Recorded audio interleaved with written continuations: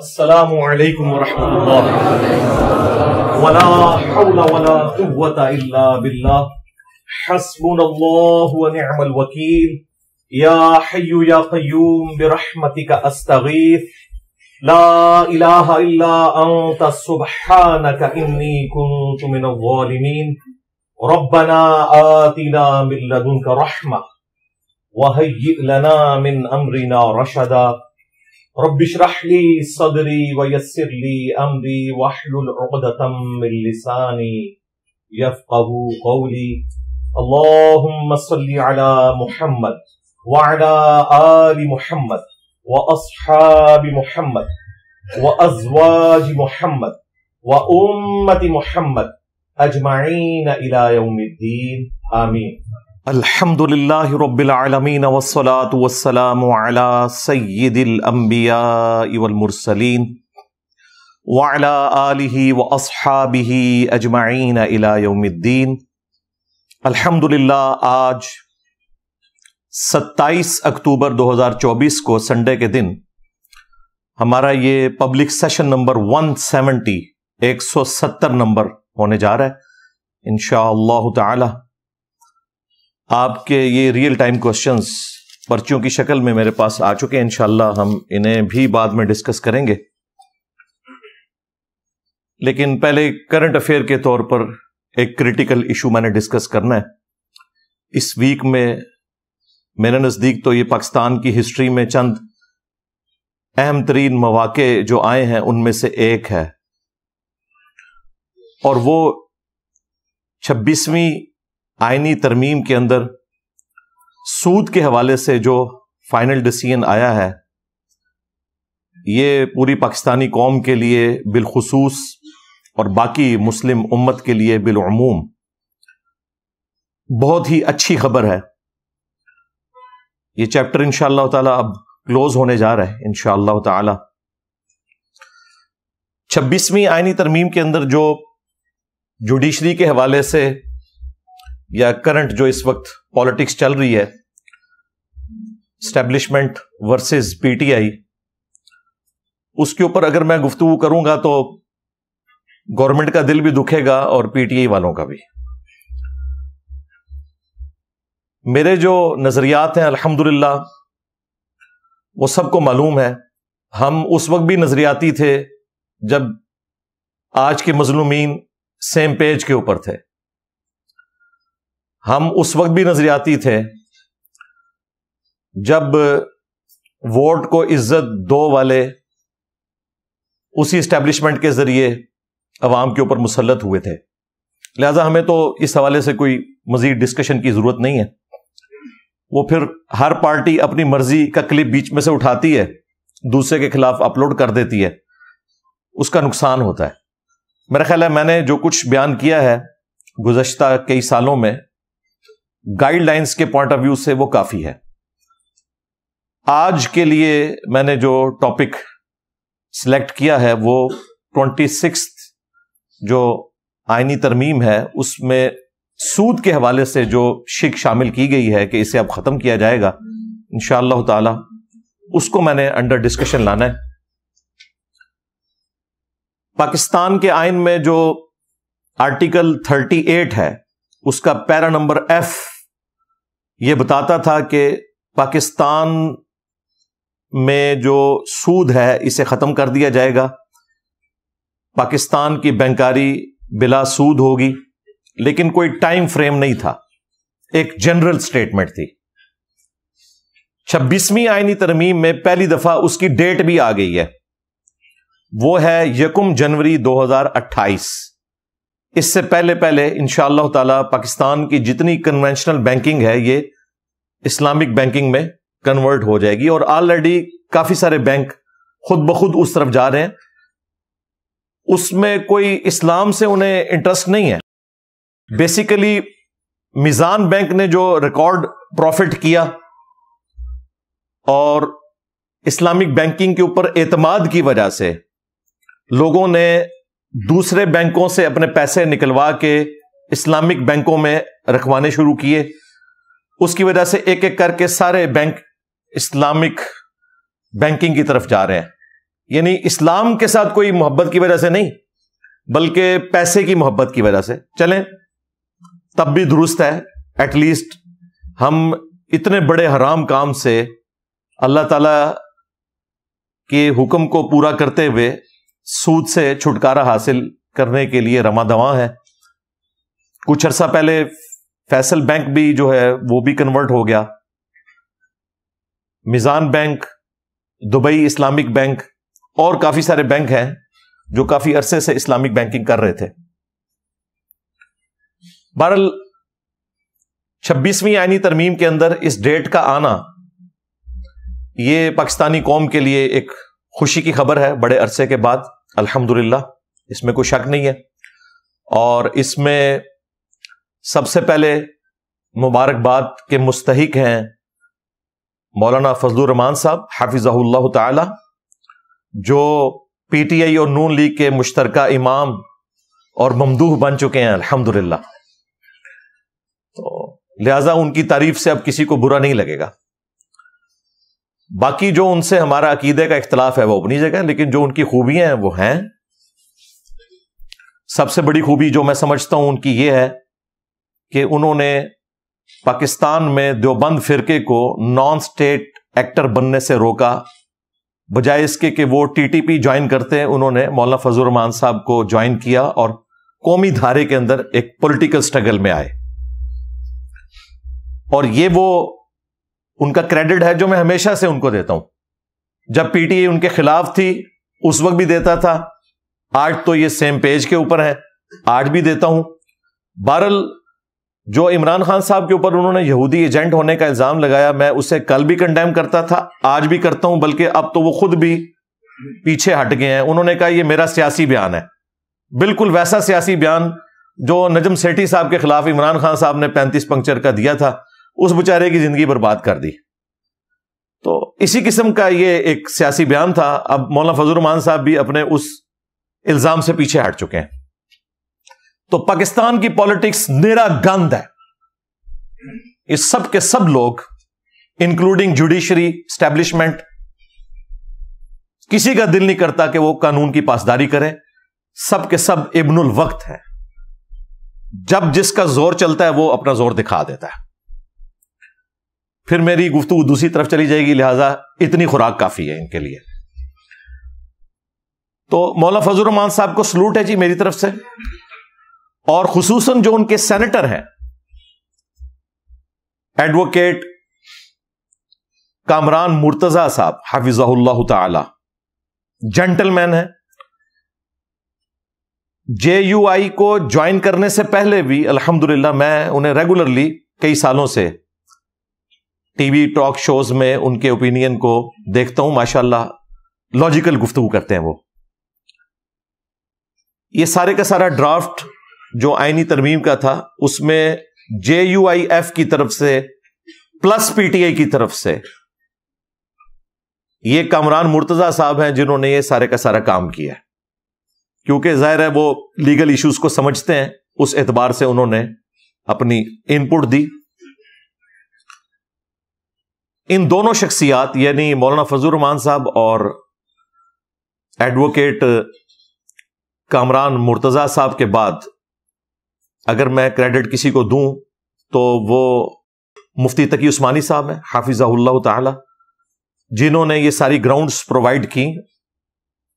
اور اس فیلڈ میں اس اکیلے بندے کی محنت ہے کہ انہوں نے پاکستان میں اسلامک بینکنگ کو ایک باقاعدہ شکل دی. یہ ان کا کریڈٹ ہے. ساتھ ہی ساتھ وہ مذہبی جماعتیں، خصوصاً جماعت اسلامی، تنظیم اسلامی اور باقی جماعتیں جنہوں نے اویئرنیس لوگوں میں پیدا کی، سب کے سب میری طرف سے مبارکباد کے مستحق ہیں. اللہ کرے کہ اب منطقی انجام تک یہ معاملہ انشاءاللہ پہنچ بھی جائے، اور پہنچ جائے گا. آلریڈی 2030 کی باتیں ہو رہی تھیں اسٹیٹ بینک کی طرف سے، لیکن 1 جنوری 2028 کی ڈیٹ اب آ گئی ہے، اور انشاءاللہ تعالی یہ خود بخود معاملہ اسی طرف جائے گا. اور میں نے بتایا وہ اس لیے جائے گا کہ بینکوں کا اپنا فائدہ ہے. آج سے آلموسٹ 7-8 سال پہلے کی رپورٹ تھی کہ پاکستان میں 70% لوگ 70% لوگ ابھی بھی بینکنگ کا استعمال نہیں کرتے اپنے پیسے کو سٹور کرنے کے لیے. لوگوں نے اپنے گھروں میں پیسہ رکھا ہوا ہے، اور اس میں میجورٹی لوگ وہ ہیں جو یہ سمجھتے ہیں کہ بینکنگ کا کام سودی کام ہے، اس لیے ہم نے وہاں پیسے نہیں رکھوانے. اور ان میں وہ لوگ بھی شامل ہیں جو شاید جمعے کی نماز بھی مشکل سے پڑھتے ہیں، لیکن سود کو وہ بہت بڑا گناہ سمجھتے ہیں. جس طرح کئی مسلمان ہیں زندگی میں کبھی ایک نماز نہیں پڑھی، لیکن وہ آپ کو دعوے سے بتائیں گے کہ میں نے کبھی شراب نہیں پی، میں نے سور کا گوشت نہیں کھایا، کیونکہ وہ اس گناہ کو نماز چھوڑنے سے بھی بڑا گناہ تصور کرتے ہیں. اس طرح آج بھی کئی لوگ ایسے ہیں جو سود کھانے کو یا بینکنگ سسٹم کے اندر انوالو ہونے کو بڑا گناہ سمجھتے ہیں. پلس کئی لوگ ہیں جن کا بلیک منی بھی ہے، اور کئی لوگوں نے گولڈ کی فارم میں اپنے پاس ایسٹس رکھے ہیں. میزان بینک اور باقی جو اسلامک بینکنگ کرنے والے بینکس ہیں، میزان بینک کا نام ہم اس لیے لیتے ہیں، وہ پریمیئر ہے، اس نے یہ سارے کا سارا معاملہ سٹارٹ کیا تھا. ان اسلامک بینکوں کی وجہ سے ان لوگوں نے بھی اپنے پیسے بینکوں میں جمع کروانے شروع کر دیے جنہوں نے گھر میں رکھے ہوئے تھے، بلکہ اس پر ترا یہ کہ انہوں نے کنونشنل جو بینکنگ کرنے والے بینکس ہیں ان سے پیسے نکلوا کے میزان بینک میں اور باقی بینکوں میں شفٹ کرنے شروع کیے. اس کی وجہ سے باقی بینکوں کو ہاتھ پاؤں پڑ گئے اور انہوں نے اپنی برانچز کھول لی پیرلل میں. سارے بینکوں نے پیرلل میں اسلامک برانچز اپنی کھولی ہوئی ہیں، لیکن ظاہر ہے کہ وہ جو برانچز ہیں ان سے ہمارا اختلاف ہے. برانچ کھولنے سے مسئلہ حل نہیں ہوگا. یہ تو نہیں ہو سکتا کہ پیچھے سارا کاروبار ایک ہو، سامنے آپ ایک لوگوں کو دکھانے کے لیے 2 ونڈوز رکھ لیں. پورے کا پورا سسٹم اسلامک ہونا چاہیے جس طرح اسلامک بینک والے لے کے چل رہے ہیں،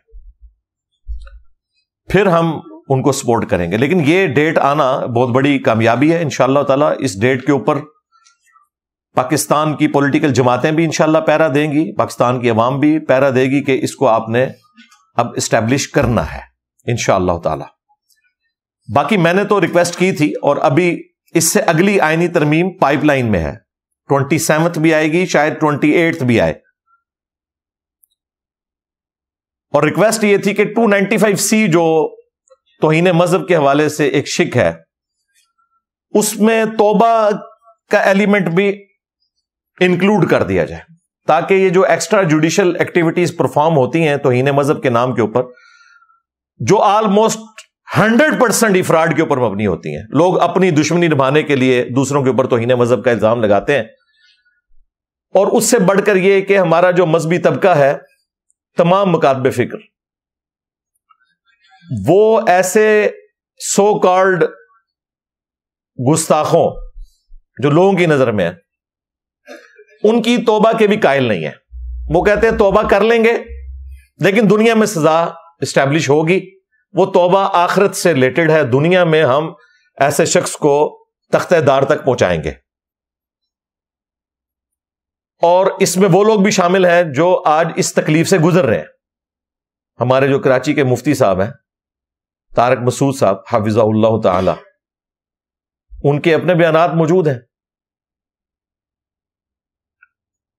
لیکن شکر ہے کہ اب انہیں سمجھ آئی ہے، لیکن ابھی بھی انہوں نے اعلانیہ اپنے ان بزرگوں کے فتووں سے رجوع نہیں کیا، بلکہ وہ اب ایک اور بات بیچ میں ان کے حمایتی چھوڑ رہے ہیں کہ جی گستاخی کی نیت سے اگر کوئی گستاخی کرے گا تو اس کی توبہ نہیں ہے، اور اگر کسی کی گستاخی کی نیت نہیں ہے، وہ جتنی مرضی بڑی گستاخی کر لے اس کی توبہ قبول ہے. دیکھو مولوی بیچ میں سے کتا حلال کرنے کے لیے کیسے پوائنٹ نکالتا ہے.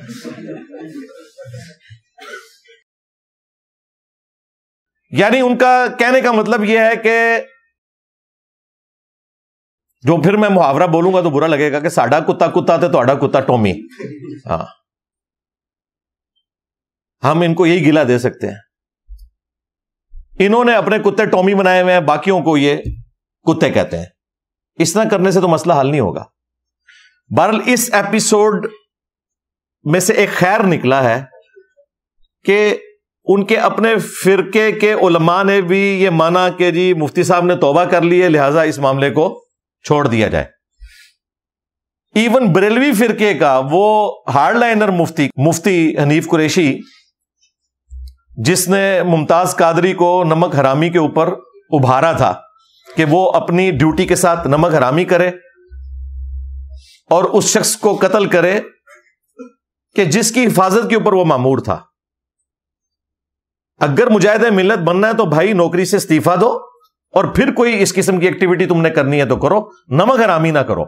ہم تو خیر اس ایکٹیویٹی کو بھی غلط سمجھیں گے, لیکن یہ ڈبل جرم ہے, نمک حرامی بھی ہے. اس نمک حرامی کے اوپر ابھارنے والا ممتاز قادری کو مفتی حنیف قریشی, وہ اب اتنا ماڈریٹ ہو گیا ہے, اس کا بھی بیان آیا ہے باقاعدہ کہ جی مفتی طارق مسعود صاحب نے توبہ کر لی ہے, لہذا معاملے کو اب ٹھپ کر دیا جائے. میرا خیال ہے اگر بریلوی اور دیوبندی ایگری کر گئے ہیں, شیعہ تو پہلے ہی قائل ہیں کہ توبہ قبول ہے, وہ اتنے ہارڈ لائنر نہیں ہے اس قسم کی تکفیری سوچ میں. رہا اہل حدیث کا مسئلہ, تو وہ تو آج کل ویسے ہی دیوبندیوں کی گود میں بیٹھے ہوئے ہیں, حالانکہ ان کا یہ موقف نہیں ہے. یہ سارا فتنہ دنیا میں گستاخ رسول کی سزا کے حوالے سے کھڑا کیا ہوا یہ امام ابن تیمیہ کا ہے. الصارم المسلول علی شاتم الرسول اس کی کتاب ہے, جس کا ترجمہ بریلویوں نے کیا ہوا ہے. لو سامو, ابن تیمیہ کی کتاب کا, جس میں اکثر جھوٹی روایتیں ہیں. تو اہل حدیث تو سب سے زیادہ ہارڈ لائنر ہیں, لیکن وہ بھی کہہ رہے ہیں ٹھیک ہے جی طارق مسعود صاحب نے توبہ کر لی ہے, کوئی مسئلہ نہیں ہے. وہ گلے پھاڑنے والے مولوی کا بیان آ گیا. ٹھیک ہے, شیعہ پہلے ہی ماڈریٹ تھے. سنیوں کے تینوں بڑے فرقے بریلوی, دیوبندی, اہل حدیث متفق ہیں کہ گستاخ رسول کی توبہ قبول ہے. یعنی انہوں نے خود ہی اپنے ان بزرگوں کے اوپر ان انٹینشنلی لعنتیں بھیج دی ہیں, جن کے ہاتھوں یہ گمراہ ہو کے کہتے تھے کہ جی توبہ کرے گا تب بھی توبہ قبول نہیں ہے, دنیا میں ہم سزا دیں گے. لیکن زبان سے بول کے ان پہ لعنتیں نہیں بھیج رہے. انشاءاللہ وہ ذمہ داری ہم پوری کر دیں گے. کیوں؟ کیونکہ وہ بھی کیا دن تھے, ہم بھی ایک جن تھے. آج ہم دیو ہیں, ان جنوں کے بھی پیو ہیں. یہ ہماری ذمہ داری ہے. یہ چھوٹے چھوٹے جنوں سے کام نہیں ہوگا, دیو چاہیے کوئی. اچھا کہتے ہیں جی انجینئر صاحب دیکھیں اپنے آپ کو دیو کہتے ہیں, دیو تو شیطان ہوتا ہے. یعنی یہ دیو بند شیطانی گروہ. ہاں بریلوی اس کا ترجمہ کرتے ہیں بند گروہ اور دیو سے شیطان. تو بھائی پوری گفتگو سنیں. ہم نے کہا وہ بھی کیا دن تھے, ہم بھی ایک جن تھے. تو جن آپ کو کہہ رہے ہیں نا, تو یہ اگر آپ نے اس کو شیطان ماننا ہے تو چھوٹا شیطان آپ بھی ہو, کیونکہ میں نے کہا ہم پہلے جن تھے, یعنی بریلوی دیوبندی اہل حدیث ہم رہے ہیں, تو اس وقت ہم جن تھے. تو اس کا مطلب ہے آپ بھی شیاطین ہو, اگر یہ مطلب لینا ہے. ہم تو تفنن کے طور پہ یہ بات کر رہے ہوتے ہیں سمجھانے کے لیے, وہ میری طبیعت ہے, میں اپنی گفتگو اس طریقے سے بھی کنوے کرنے کی کوشش کرتا ہوں. تو 27 جو آئینی ترمیم آ رہی ہے, میں تو گورنمنٹ سے ریکویسٹ کروں گا, پرائم منسٹر سے بھی اور ان کو لانے والوں سے بھی جو اب مولویوں سے تنگ آئے ہوئے ہیں, اور فتنہ الخوارج کی ٹرم ہمارے آرمی چیف یوز کر رہے ہیں. میرا خیال ہے فتنہ الخوارج سب سے بڑا یہ مولویوں کا طبقہ ہے, جنہوں نے توہین مذہب کے نام کے اوپر 295C کو مس یوز کر کے مسلمانوں کی زندگی پاکستان میں اجیر بنائی ہوئی ہے. اس ملک کو انہوں نے رہنے کے قابل نہیں چھوڑا. تو توبہ کی شک 295C میں ایڈ ہونی چاہیے. اس پہ بھی میں مولانا فضل الرحمان صاحب سے ریکویسٹ کروں گا کہ اب تو آگ آپ کے گھر تک پہنچ چکی ہے, تو مہربانی کریں یہ ایک نیکی کر دیں پاکستانی قوم کے ساتھ. جہاں آپ نے یہ سود والا ایشو ریزالو کیا ہے تو اس مسئلے کو بھی ریزالو کریں. ہم نہیں کہتے قانون کو بدلیں, اگرچہ یہ قانون فقہ حنفی کے تحت ویسے ہی فراڈ ہے, فقہ حنفی کے تحت. اور مفتی تقی عثمانی صاحب کی ایک آڈیو لیک ہو گئی تھی, ان کے اسٹوڈنٹ نے جب ان سے پوچھا تو انہوں نے مانا کہ جی فقہ حنفی میں یہ سزا نہیں ہے, اور دوسری طرف یہ فقہ حنفی نافذ کرنا چاہتے ہیں جی حنفیوں کی یہاں تعداد زیادہ ہے. انہوں نے پبلک کے لیے کوئی اور گفتگو رکھی ہوئی ہے, خواص کے لیے اور گفتگو رکھی ہوئی ہے. صحیح بات نہیں لوگوں کو بتاتے. خیر اب تو پبلکلی بھی یہ مان گئے کہ توبہ قبول ہے, تو اب میرے خیال ہے آئین کے اندر یہ ترمیم کر دینی چاہیے. آپ لوگ میرے ساتھ ایگری کرتے ہیں؟ جیسے مولوی کہتے ہیں دونوں ہاتھ کھڑے کر کے, تو جو ایگری کرتا ہے نا وہ اپنا ہاتھ کھڑا کر کے کہے کہ ہاں جی ہم ایگری کرتے ہیں کہ توبہ والی شک اس میں ہونی چاہیے.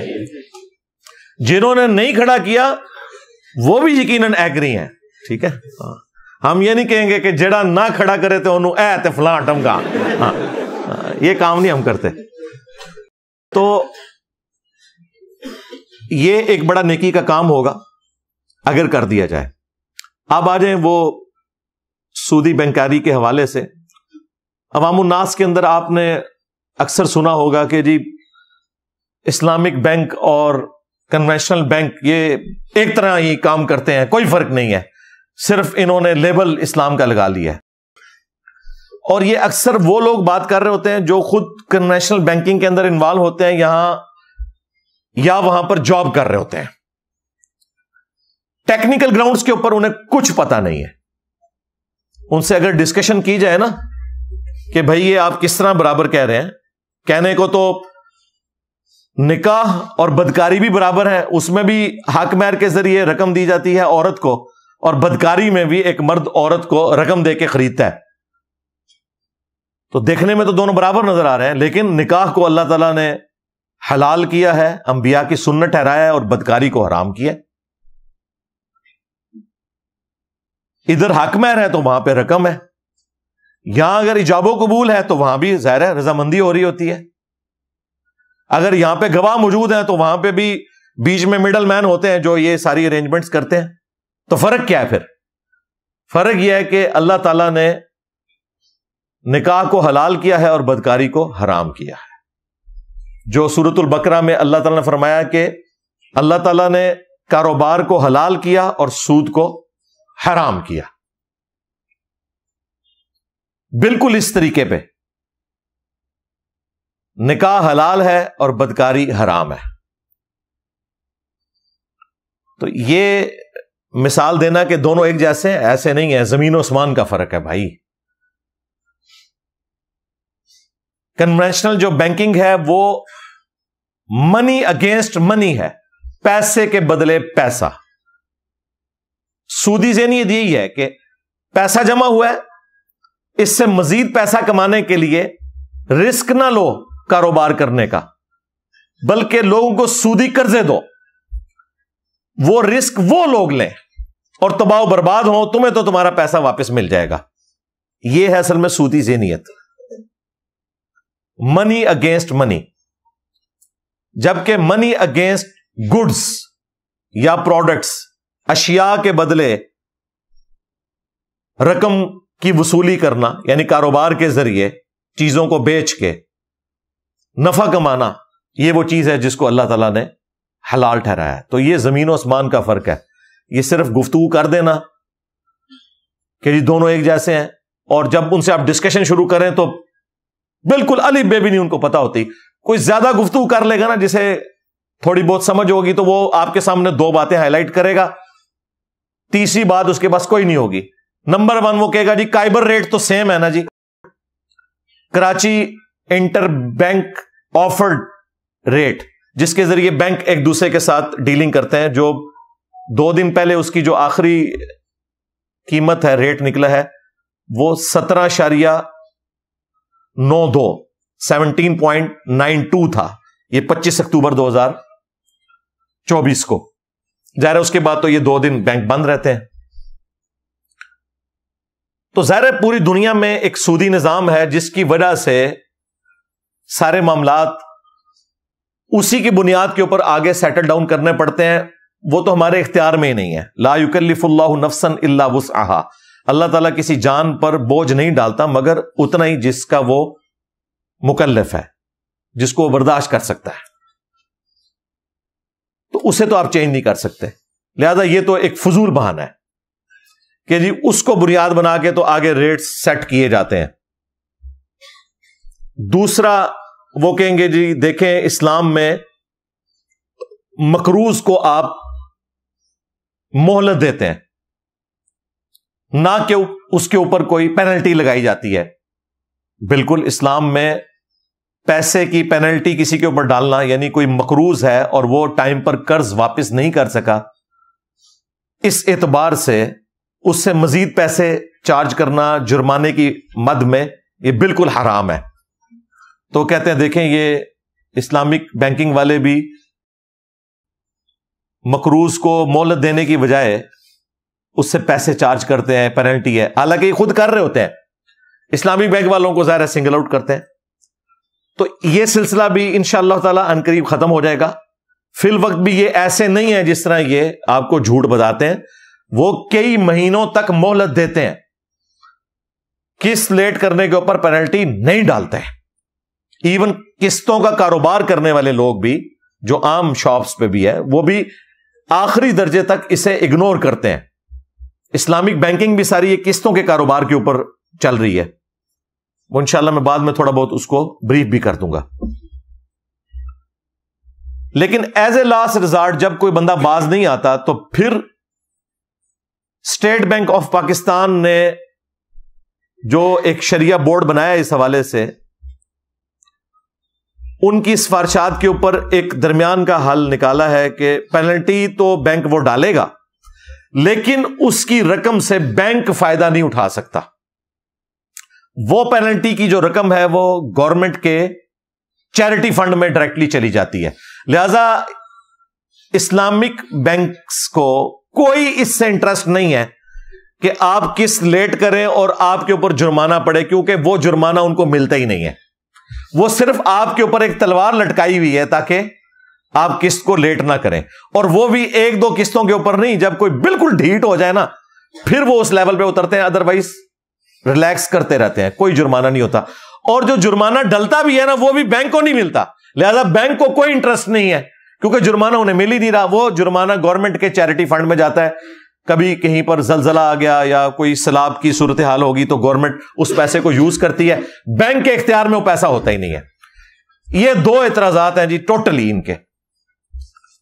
وہ کمزوریاں جن کو وقت کے ساتھ امپروو کیا جا سکتا ہے، اس کی بنیاد کے اوپر پورے کے پورے اسلامک بینکنگ کے سسٹم کو یہ لوگ کہتے ہیں جی کوئی فرق نہیں ہے، زمین و آسمان کا فرق ہے بھائی. ایک طرف کنونشنل بینکس ہیں جو آپ سے پیسہ لیتے ہیں، اس پیسے کو وہ بڑے بڑے کاروباری حضرات کو سودی قرضہ دیتے ہیں، اور اس سودی قرضے کے اگینسٹ جو انہیں سود ملتا ہے نا وہ حرام خود بھی کھاتے ہیں اور کچھ حصہ آپ کو بھی کھلا دیتے ہیں. جبکہ اسلامک بینک والے یہ نہیں کرتے. وہ آپ سے جو رقم لیتے ہیں وہ کسی کاروباری شخصیت کو پرسنل لون کے طور پر نہیں دیتے. اسلامک بینک سے تو آپ کو پرسنل لون مل ہی نہیں سکتا. یہ حیران کن بات ہے. اسلامک بینک والے آپ کو پرسنل لون نہیں دیتے، وہ آپ کے ساتھ مداربہ کرتے ہیں یا مشارکہ کرتے ہیں، پارٹنرشپ کرتے ہیں. خود سلیپنگ پارٹنر بن گئے، آپ نے محنت کی، یا مارٹگیج والا سسٹم کر لیا، کار فائنینسنگ کے لیے، مکان بنانے کے لیے، پلاٹ آپ کا ہے اس کے اوپر آپ کو قرضہ دے دیا، لیکن وہ پارٹنرشپ کی بنیاد کے اوپر پلاٹ آپ کا، رقم ان کی، اور پھر ایک پروڈکٹ مکان کی شکل میں آئے گی جس کے مالک آپ دونوں ہوں گے، بینک بھی اور آپ بھی. اور جو بینک نے بیچ میں رقم لگائی ہے چونکہ وہ بھی مالک ہے، مکان آپ یوز کر رہے ہیں پورے کا پورا، اگرچہ اس کے کچھ حصے کا مالک بینک بھی ہے، تو آپ بینک کو کرایہ دیتے جائیں گے اس کا، یہاں تک کہ آپ کا قرضہ بھی اتر جائے گا اور وہ سارے کا سارا مکان آپ کا ہو جائے گا. انسٹالمنٹس کے اوپر یہ سارے کا سارا سلسلہ چل رہا ہے. اگرچہ یہی کام کنونشنل بینکس والے بھی کرتے ہیں، لیکن اس میں سودی کام بھی انوالو ہوتا ہے کیونکہ ان کا پورے کا پورا کاروبار سود کے اوپر چل رہا ہے. پلس جو سودی کام کرنے والے لوگ ہیں اگر وہ ٹھیک کام بھی کرتے ہیں تو اس سسٹم کو ہم کبھی سپورٹ نہیں کر سکتے. ہمیں سپورٹ کرنا ہے اسلامک بینکنگ والے سسٹم کو جو ٹوٹلی حلال کاروبار کو لے کے چل رہے ہیں. یہ ان کا طریقہ کار ہوتا ہے کہ وہ پیسے کو پرسنل لون کے طور پر کسی کو نہیں دیتے ہیں. فیکٹریوں والوں کو وہ کیا کہتے ہیں کہ جی ہمارے پاس اتنے ارب روپے ہے، ہم آپ کو نہیں دیں گے. آپ کیا کام کرتے ہیں؟ فیکٹری والا کہتا ہے جی ہم کپڑا بناتے ہیں. وہ کہتے ہیں پھر اس طرح کریں کہ 2 پلانٹ کپڑا لگانے کے وہ ہم آپ کو لگا دیتے ہیں، اس کے مالک ہم ہوں گے، اس کا پروفٹ ہم لیں گے، ہم آپ کے ساتھ پارٹنرشپ کر لیتے ہیں، بجائے ان کو پیسہ دینے کے. یا یہ کریں کہ وہ پلانٹ ہم آپ کو خرید کر دیتے ہیں، آپ قسطوں میں ہمیں اس کی رقم ادا کر دینا. جس طرح آپ کو پتا ہے 10-12 سال پہلے جناح انٹرنیشنل ایئرپورٹ جو ہے کراچی کا، اس کی توسیع کے لیے گورنمنٹ کو 6 ارب روپیہ 6 بلین چاہیے تھے، تو وہ اسلامک بینک والوں نے ان کو دیے، لیکن پیسے نہیں دیے. انہوں نے کہا آپ کو جو جو اس کے لیے سامان چاہیے نا وہ ہم خریدیں گے اور آپ ہم سے قسطوں پہ وہی سامان خرید لیں گے. یعنی کموڈٹی انوالو ہو گئی تو ظاہر ہے یہ کاروبار ہے. اب رہا یہ معاملہ کہ 6 ارب کی چیز ادھار پر قسطوں کی شکل میں 6.5 ارب کی بیچنا، کیا یہ جائز ہے؟ جی جائز نہیں، صرف اس کے اوپر اجماع امت ہے، کوئی دوسری رائے نہیں ہے. یہ چند ایک اہل حدیث علماء نے اختلاف کیا، وہ بھی آج کے، لیکن انہی اہل حدیث علماء میں بڑے اہل حدیث علماء خود مانتے ہیں، باقاعدہ ریٹن میں انہوں نے فتوے لکھے ہیں کہ یہ کاروبار ہمیشہ سے مسلمانوں میں رائج رہا ہے کہ نقد کی چیز 100 روپے کی اور ادھار میں 120 روپے کی. یہ ٹائم ویلیو آف منی نہیں ہے، یہ ٹائم ویلیو آف کموڈٹی ہے، پروڈکٹ ہے اور لاجیکل ہے. مجھے بتائیں موٹر بائک کی قیمت ہے سپوز 2 لاکھ روپیہ، آپ ڈاؤن پیمنٹ کرتے ہیں 20,000 اور نیا موٹر سائیکل گھر لے آتے ہیں، وہ آپ کے ماموں کی دکان ہے. 2 لاکھ کا موٹر بائک آپ 20,000 میں خرید کر لے آئے تو بقیہ کے 1,80,000 وہ کس نے دیے؟ اس کمپنی نے. تو 1,80,000 کی مالک وہ کمپنی ہے، آپ صرف 20,000 کے مالک ہیں، لیکن استعمال آپ کر رہے ہیں، کمپنی نہیں کر رہی. تو بقیہ کی جو رقم اس نے کنٹریبیوٹ کی ہے اس کموڈٹی پہ، جتنا عرصہ موٹر بائک چلائیں گے تو اس موٹر بائک میں 20,000 کے مالک آپ ہیں، 1,80,000 کا مالک وہ کمپنی والا ہے، تو اتنا عرصہ آپ اسے کرایہ دیں گے اس موٹر بائک کا. پیسوں کے بدلے پیسہ نہیں ہے، یہ کموڈٹی کے بدلے پیسہ ہے.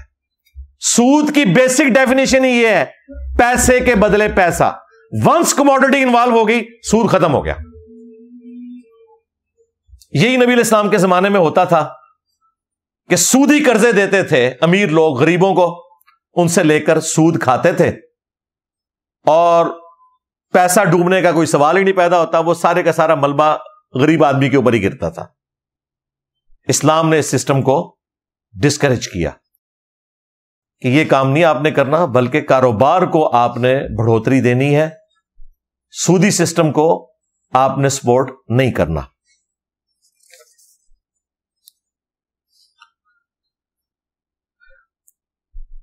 اسی کانٹیکسٹ میں سورۃ الحشر میں جو آیت ہے، آیت نمبر 7، کَإْ لَا يَكُونَ دُولَةً بَيْنَ الْأَغْنِيَاءِ مِنْكُمْ، یہ اللہ تعالی کی جو منشا ہے وہ اللہ نے بیان کی ہے کہ ایسا نہ ہو کہ دولت صرف امیر لوگوں میں ہی گھومتی رہے. اسپیسیفکلی تو یہ مال فے کے حوالے سے ڈسکشن ہوئی تھی، لیکن یہ ایک یونیورسل ٹروتھ ہے جو اللہ تعالی نے بیان کیا کہ اللہ کی یہ خواہش نہیں ہے کہ مال صرف امیروں میں ہی گھومتا رہے، بلکہ اس مال کو غریبوں تک بھی جانا چاہیے کاروبار کے ذریعے. ظاہر ہے وہ کاروبار سے نفع اٹھائے گا، کچھ خود رکھے گا، کچھ آپ کو دے گا. اس لیے کاروبار کو اللہ تعالیٰ نے پروموٹ کیا ہے اور ربا کو، سود کو اللہ تعالیٰ نے حرام قرار دیا ہے.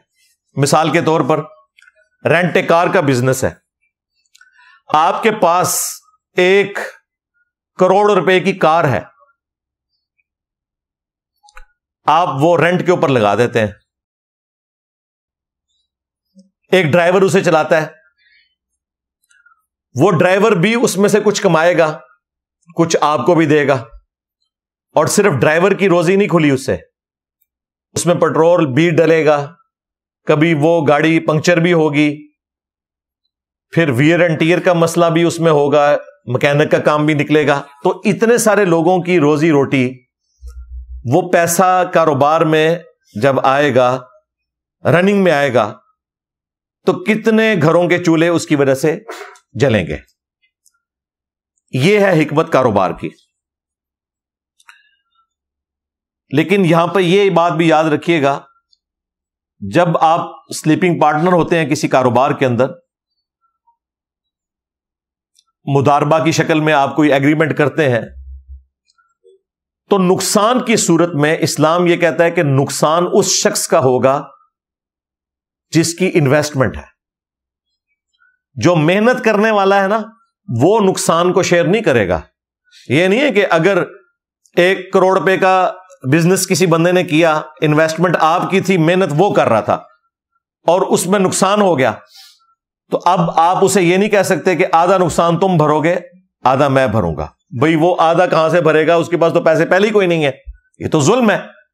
تو اسلام کی روح سے نقصان کی صورت میں ٹوٹل نقصان اٹھائے گا انویسٹمنٹ کرنے والا، کیونکہ اس کے پاس تو پیسہ ہے. رقم کا نقصان اس کا ہوگا، محنت کا نقصان اس کا ہوگا، کیونکہ اس بیچارے نے محنت کی ہے نا. آپ تو گھر بیٹھے ہوئے ہیں، اس کی محنت ضائع گئی، آپ کا مال ضائع گیا. یہ نقصان کی صورت میں. لہذا یہ جو کہتے ہیں نا ہم نفع اور نقصان کی بنیاد کے اوپر پارٹنرشپ کر رہے ہیں، وہ نفع اور نقصان یہ ہوتا ہے. یہ نہیں ہے کہ نفع آپ 50-50% لے رہے ہیں تو نقصان بھی 50-50% برداشت کریں گے. نہیں، نقصان 100% وہ برداشت کرے گا جس نے رقم لگائی ہے، کیونکہ اس کی رقم ضائع ہوگی، دوسرے کی محنت ضائع ہوگی نا. اس نے بیچارے نے اتنی محنت کی، الٹیمیٹلی نقصان ہو گیا. اس نے تو اپنی محنت میں کوئی کسر نہیں چھوڑی. لیکن نیچرلی اگر کوئی کاشتکاری والا معاملہ ہے، سیلاب آ گیا وہاں پہ، تو کسان نے اتنی محنت کی تھی، اینڈ ٹائم پہ جب فصل کاٹنے کا وقت آیا، سیلاب آ گیا یا فصل میں آگ لگ گئی، تو اس بیچارے کی تو محنت ضائع گئی نا. اس کی محنت بھی ضائع جائے، الٹا 50% نقصان بھی آپ اس کے اوپر ڈالیں، یہ غلط ہے. اسلام اس کی اجازت نہیں دیتا. نقصان اٹھانا ہے انویسٹر نے، اور محنت ضائع ہوگی اس محنت کرنے والے کی. نفع کی صورت میں وہ آپس میں آپ طے کر سکتے ہیں.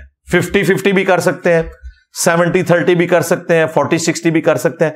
اسلام میں پروفٹ کی اس طرح کی کوئی آپ کو حد مقرر نہیں کی گئی. وہ آپس میں آپ طے کر سکتے ہیں، لیکن وہ پرسنٹیج ہوگی پروفٹ کی، انویسٹمنٹ کی نہیں کہ جی یہ 1 کروڑ لو اور مجھے مہینے کا اتنا دینا ہی دینا ہے. نہیں، یہ 1 کروڑ لو، اس سے کاروبار کرو، جو تم کماؤ گے اس کا 50% یا اس کا 40% مجھے دو گے، باقی تم رکھو گے. یعنی 1 کروڑ سے اگر اس نے مہینے کا 1 لاکھ کمایا ہے، آپ کو وہ 40,000 دے رہا ہے، خود 60,000 رکھ رہا ہے، یا آپ کو 60,000 دے رہا ہے، خود 40,000 رکھ رہا ہے، یا 50-50 آپ نے طے کر لیا ہے کہ 50,000 تمہارا 50,000 میرا. لیکن یاد رکھیے گا اگلی دفعہ اگر اس نے اس 1 کروڑ سے کمایا ہی 50,000، اب آپ کو 50,000 نہیں وہ دے گا، وہ دے گا 25,000. تو یہ پرسنٹیج جو طے کرنی ہے وہ پروفٹ جو ہو رہا ہے اس کی پرسنٹیج ہے، نہ کہ یہ کہ جو رقم میں نے دی ہے اس کا اتنا پرسنٹ مجھے دینا ہی دینا ہے. وہ تو سود ہو جائے گا. اس سے جو کماتے ہو اس کی پرسنٹیج کو آپ نے فکس کرنا ہے. اس طرح کی پرسنٹیج فکس کریں گے کہ اتنی رقم کے بدلے اتنے رقم دو، وہ سود ہو جائے گا. یہ فرق آپ نے یاد رکھنا ہے. اور وہ آپ طے کر سکتے ہیں پروفٹ کسی قسم کا. یہ جو پبلک کے اندر مشہور ہے کہ جی بغیر محنت کے جو کمائی کی جائے وہ حرام ہوتی ہے، اللہ سے ڈر جاؤ، یہ تمہیں کس نے بتا دیا؟ پاکستان میں تو گولڈ جتنی تیزی سے اوپر جاتا ہے، کسی کے پاس 5 تولے سونا تھا آج سے 5 سال پہلے، تو دنیا کا کوئی کاروبار اتنا پروفٹ نہیں دیتا جو سونا اپنی رقم اوپر چڑھنے کی وجہ سے دے دیتا ہے. تو وہ گھر بیٹھے بیٹھے وہ آپ کا جو سونا تھا وہ 3 گنا رقم کا ہو گیا، تو کیا وہ حرام آپ نے کمایا؟ نہیں. صحابہ کرام میں سے کئی ایک کا ذریعہ آمدن یہی تھا کہ زمین ان کی تھی، محنت یہودی کرتے تھے، اور پروفٹ آپس میں وہ تقسیم کر لیتے تھے. تو یہ کہنا کہ بغیر محنت کے جو کمائی حاصل ہوتی ہے وہ حرام ہے، اور یہ وہ مولوی آپ کو بتا رہا ہوتا ہے جو ٹوٹلی بغیر محنت کے کماتا ہے چندوں کے اوپر. اور یہ ایک جذباتی جملہ ہے، یہ کسی عالم یا مفتی کا فتویٰ نہیں ہے، یعنی اس میں آپ کرٹیسائز نہیں کسی اسکول آف تھاٹ کو کر سکتے، یہ پبلک کے اندر ویسے ہی مشہور انہوں نے کر دیا جی، بغیر محنت کے کمائی، بغیر محنت کے کمائی۔ سلیپنگ پارٹنر ہوتے ہی وہ ہے کہ رقم وہ لگاتا ہے، محنت کوئی دوسرا کرتا ہے، تو بغیر محنت کے بھی اگر کوئی کمائی حاصل ہوتی ہے وہ حلال ہوگی اگر حلال ذریعے سے حاصل ہوئی ہے۔ اور دوسری چیز اس میں پروفٹ کی ریشو آپ کبھی بھی ڈیفائن اس اعتبار سے نہیں کر سکتے، جو گورنمنٹ نے بھی ایک ریٹ لسٹ نکالی ہوتی ہے کہ جی آلو آج جو ہے آپ نے 50 روپے کلو بیچنے ہیں، اور بھائی 50 روپے کلو وہ شخص تو بیچ لے گا جو منڈی سے 40 روپے کلو آلو اٹھائے گا اور منڈی کے باہر ہی ایک ریڑھی کے اوپر بیچنا شروع کر دے گا، لیکن ایک بندہ منڈی سے اٹھاتا ہے راولپنڈی میں اور وہ آلو اٹھا کے F11 ایک دکان پہ جا کے بیچتا ہے، اس کو تو لے جانے کا کرایہ اتنا پڑے گا، اور پھر اس دکان کے اوپر جس دکان کا مہینے کا کرایہ اس نے 70-80 ہزار روپے دینا ہے، اور جس نے ریڑھی لگائی ہوئی ہے اس نے تو کوئی کرایہ نہیں دینا، یار دے گا بھی تو زیادہ 5-6 ہزار روپے۔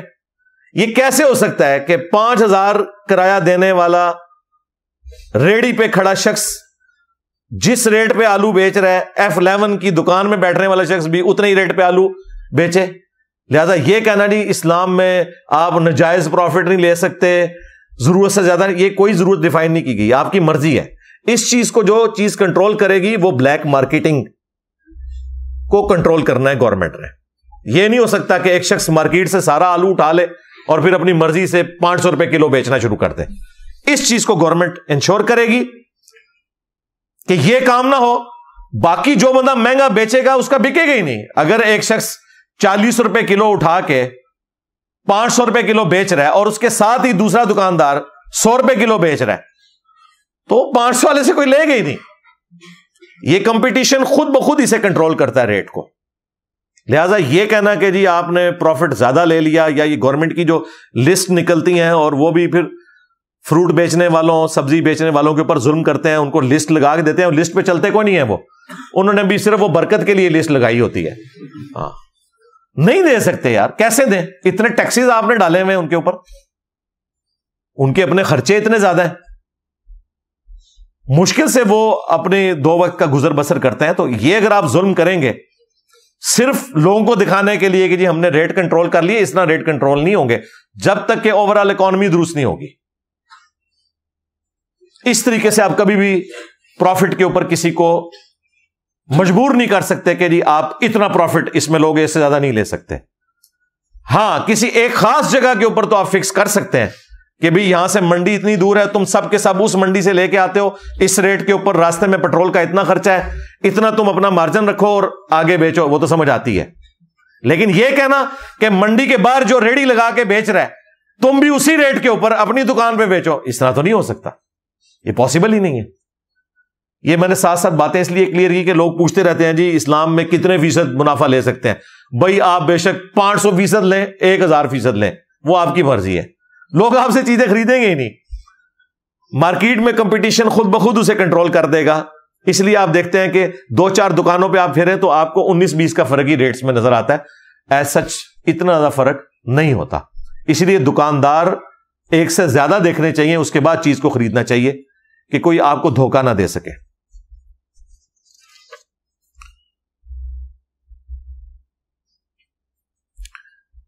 میرے بھائیوں، میں نے جو بیچلر آف انجینئرنگ کی وہ میکینیکل کی فیلڈ میں کی، اس کے بعد میں نے جو ماسٹر ڈگری سٹارٹ کی وہ 50% تو کمپلیٹ کر دی تھی۔ اس کے بعد پھر میرے ساتھ وہی ہوا جو من چلے کے سودے کے اندر ارشاد صاحب کے ساتھ ہو گیا تھا، تو میں پھر اس طرف لگ گیا، تو پھر میں نے وہ اپنی ڈگری ادھر ہی چھوڑ دی۔ حالانکہ وہ میرے اپنے پیسوں سے نہیں ہو رہی تھی، سرکاری پیسوں سے ہو رہی تھی۔ تو میں نے پھر جا کے اپنے ڈائریکٹر سے بات کی کہ بھائی میں تو اس طرح نہیں چلا سکتا، میں تو اب تحقیق میں پڑ گیا ہوں۔ یہ 2007 کی بات ہے۔ 2007 کے اندر میں نے پھر ڈائریکٹر صاحب سے ریکویسٹ کی کہ میں اب اسے کنٹینیو نہیں کرنا چاہتا، لیکن اس وقت تک میں نے جو کافی جو امپورٹنٹ سبجیکٹس تھے وہ پڑھ لیے تھے۔ ان میں سے ایک فائنانس فار ٹیکنیکل مینیجرز یہ ایک سبجیکٹ بھی تھا ماسٹر ڈگری کے دوران. تو میں نے یہ سارا فائنینشیل سسٹم جو ہے اس وقت الحمدللہ پڑھا تھا, اور اس میں میرا جی پی اے بھی 4/4 ہی آیا تھا الحمدللہ. تو وہ میرے لیے کافی زیادہ لرننگ ہوئی اس حوالے سے. ٹیکنیکل ٹرم ساری پتہ چلی, ڈیٹ کے حوالے سے, ایکویٹی کے حوالے سے, ریٹ آف انٹرسٹ کیا ہوتا ہے, اسلامک بینکنگ کس طرح ورکنگ کرتی ہے, کنونشنل بینکنگ کس طرح کرتی ہے. اب یہ دیکھنے کو تو عام آدمی کو سیم ہی چیزیں نظر آ رہی ہوتی ہیں, اس طرح ہوتا نہیں ہے. اس کو آپ ایک چھوٹی سی مثال سے سمجھیں. میں آپ کو 1 کروڑ روپے دوں اور آپ سے مہینے کا 50,000 روپے کرایہ لوں 1 کروڑ کا, تو اسلام کی نظر میں یہ سود ہے, کیونکہ پیسے کے بدلے پیسہ ہے. لیکن میں 1 کروڑ رقم کی بجائے 1 کروڑ کا مکان آپ کو دوں اور اس مکان کے 50,000 روپے مہینے کا کرایہ آپ سے لوں, تو یہ حلال ہے. اب دیکھنے کو دونوں چیزیں بظاہر سیم نظر آ رہی ہیں, فرق کیا ہے دونوں میں؟ کموڈٹی کا. 1 کروڑ کے پیچھے 1 کروڑ کی رقم کا 50,000 روپے مہینے کا کرایہ سود ہے, ربا ہے. ویسے تو سود کا لفظ بدنام ہو گیا ہے, سود کوئی نیگیٹو ورڈ نہیں تھا. سود مند, فائدہ مند ہم اردو میں استعمال کرتے ہیں. بیسیکلی اس کے لیے جو ٹرم یوز ہوئی ہے قرآن میں وہ ربا ہے. وہ بھی الربا, ایک خاص قسم کا ربا تھا, اور ظاہر ہے کہ اللہ تعالیٰ نے فی نفسی اسے حرام کیا ہے, تو اس کے ساتھ جڑی ہوئی ساری کورولریز اسی طریقے سے سمجھنی ہوں گی. 1 کروڑ روپے کا کرایہ 50,000 روپے لینا سود, ربا, اور 1 کروڑ روپے کا مکان کسی کو دے کر اس کا 50,000 روپے مہینے کا کرایہ لینا حلال. کیوں؟ اس لیے کہ 1 کروڑ روپے اگر میں آپ کو دوں گا تو وہ کنزیوم ہو جائے گا, کہیں آپ لگائیں گے, آپ سے ضائع بھی ہو سکتا ہے. لیکن اگر میں آپ کو 1 کروڑ روپے کا مکان دیتا ہوں تو مکان کنزیوم نہیں ہوگا, یوز ہوگا, اور جب مجھے واپس لینا ہوگا آپ مجھے واپس کر دیں گے. کوئی تھوڑی بہت اس میں کوئی سفیدی اتر گئی, کہیں پہ کوئی مرمت کروانی پڑ گئی, وہ الگ بات. ادروائز مکان تو اپنا اصلی جگہ پہ موجود ہے. یہ اس کے پیچھے حکمت ہے. اسی طریقے سے بعض لوگ کنونشنل بینکنگ میں پیسے جمع کرواتے ہیں اور سود کھاتے ہیں, یہ کہہ کے کہ جی دیکھیں پیسہ تو دن بدن ڈی ویلیو ہو رہا ہے, کیا کریں, ہم نے جو 1 لاکھ روپیہ سال پہلے رکھوایا تھا اب تو اس کی ورث 70,000 رہ گئی ہے, تو ہم سود نہ لیں تو ہماری اپنی رقم 1 لاکھ وہ بھی پوری نہیں ہو رہی, تو کیا کریں؟ بھائی یہ مسئلے صرف ہم غریب ملکوں کے ہیں. قیامت کی ساری نشانیاں پاکستان میں پوری ہوتی ہیں, یورپ اور امریکہ اوپر ہی جا رہا ہے. اس کا سولوشن یہ ہے کہ آپ نے اپنے پاس کوئی سیونگز رکھنی ہے, گولڈ کی فارم میں رکھ لیں, ڈالر کی فارم میں رکھ لیں, تاکہ یہ جو ڈی ویلیو ہونے والا ایشو ہے یہ ریزالو ہو جائے. یا پھر اسلامک بینک میں سیونگ اکاؤنٹ کھول لیں, وہی مداربہ اور مشارکہ کی شکل میں جو کاروبار ان کا, اور آپ کو ڈیویڈنڈ ملتا رہے گا, وہ بالکل جائز ہے. گاڑی لینا چاہیں بالکل جائز ہے. باقی جو عام کنونشنل بینکنگ ہے اس کے لیے اگرچہ وہ صحیح طریقے سے بھی کام کر رہے ہوں, ہم سپورٹ اس لیے نہیں کرتے کہ وہ اوور آل ڈوبے ہوئے ہیں وہ سارے حرام کام کے اندر, اس لیے کسی بھی اعتبار سے انہیں اس اعتبار سے سپورٹ نہیں کیا جا سکتا. سیدھی سی بات ہے, وہ چیزیں مکس ہو جاتی ہیں. اس لیے میں نے اس کو کلیریفائی کرنا ضروری سمجھا. اب یہ جو سارے کا سارا معاملہ ہے اسلامک بینکنگ کا, یہ قسطوں کے کاروبار کے اوپر کھڑا ہے. Time value of commodity, time value of money نہیں ہے, time value of commodity. Product کے بدلے جو کسی کو آپ وقت کی مہلت دیتے ہیں اس کے اگینسٹ اس سے پیسے جو چارج کر لیتے ہیں, یہ کاروبار ہے, یہ حلال ہے. یہ نبی صلی اللہ علیہ وآلہ وسلم کے مبارک زمانے میں بھی تھا, تابعین تبع تابعین کے زمانے سے لے کر سلطنت عثمانیہ کے ختم ہونے تک سرکاری لیول کے اوپر یہ کاروبار رائج تھا. اس کے اوپر اجماع امت ہے. اہل سنت کے چاروں ائمہ متفق ہیں، امام مالک، امام شافعی، احمد بن حنبل، امام حنیفہ۔ اس کے علاوہ تابعین کے کئی ایک فتوے موجود ہیں، مصنف ابن ابی شیبہ کے اندر، مصنف عبد الرزاق کے اندر، جس میں یہ بات بالکل کلیئر ہوتی ہے کہ اس طریقے سے کاروبار کرنا یہ بالکل جائز ہے۔ ایک حدیث جسے لوگوں نے مس یوز کیا قسطوں کے کاروبار کو حرام قرار دینے کے لیے، وہی حدیث اس بات کی دلیل تھی کہ یہ کاروبار جائز ہے، وہ میں حدیث آپ کو بیان کر دیتا ہوں۔ باقی جو ڈاکٹر اسرار صاحب نے گفتگو کی ہے اس حوالے سے وہ کافی سخت ہے، وہ صرف جذبات کے اوپر مبنی ہے، کوئی قرآن و سنت کے دلائل انہوں نے دیے نہیں۔ حدیث کی فیلڈ میں تو وہ خود مانتے تھے میں امی ہوں، جب وہ امی تھے تو انہیں ان اختلافات کا پتہ ہی نہیں تھا۔ باقی جو سود کے حوالے سے ان کے دل میں حمیت تھی کہ سود ختم ہونا چاہیے، اس میں ہم ان کے ساتھ ہیں، لیکن خام خواہ کوئی چیز سود نہیں ہے اسے سود بنا کے پیش کرنا یہ ظلم کے اوپر مبنی ہے۔ اس طرح دنیا میں نظام نہیں چل سکتا۔ وہ قسطوں کے کاروبار کو حرام سمجھتے تھے، وہ کہتے تھے جس طرح ٹائم ویلیو آف منی لینا حرام ہے، اس طرح کموڈٹی کی بھی ٹائم ویلیو لینا حرام ہے، کہ نقد کی چیز 20 روپے کی، ادھار کی وہی چیز 30 روپے کی، وہ کہتے تھے یہ آپ نے جو اوپر کے 10 روپے لیے یہ حرام ہے۔ پہلے تو ہم اینٹی وینم اور پھکی کے طور پہ یہ بات کریں گے کہ اگر کوئی شخص یہ کہے کہ اس بال پوائنٹ کی قیمت ہے 50 روپے، نقد لے لو تو 10 چھوڑ دوں گا،